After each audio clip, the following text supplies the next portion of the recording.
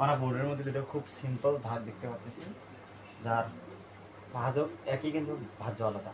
তো এখানে আমরা 6 দিয়ে 21কে ভাগ করবো, এখানে 6 দিয়ে 183 ভাগ করবো। আমরা যে নিয়মে আমরা ভাগ করে থাকি আমরা সেই নিয়মে ভাগ করি, দেখে আসলে আদৌ কোনো সমস্যা হয় কি।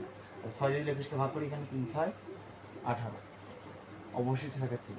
তাহলে এখানে ভাগশেষ হচ্ছে 3 আর হচ্ছে ভাগফল হচ্ছে 3। আচ্ছা, এখানে যদি আমরা ভাগ করি, এখানে 3 6 18, এখানেও থাকে 3, অর্থাৎ এখানেও ভাগশেষ 3, এখানেও ভাগশেষ 3, এখানেও ভাগফল 3, এখানেও ভাগফল 3। আচ্ছা, এটা কি আমাদের এ পর্যন্তই শেষ?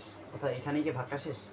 এখানে কি ভাগটা শেষ? 6 দিয়ে 3কে তার ভাগ দেন, এখানে তো 6 দিয়ে 3কে ভাগ দেন, তাহলে আমাদের ভাগটা এখানে শেষ হচ্ছে না, আদৌ শেষ নেই। এটা যদিও আমাদের শেষ, কিন্তু এটা শেষ নেই, কারণ এটা আরও একবার যাবে, শূন্যবাদ দেওয়া যাবে। 6 0 0, এখানে 3 অবশিষ্ট। আচ্ছা, এখানে আমরা ভাগটা এতদূর পর্যন্ত এগোলাম কেন, আর এখানে এই পর্যন্ত ভাগ শেষ করলাম কেন?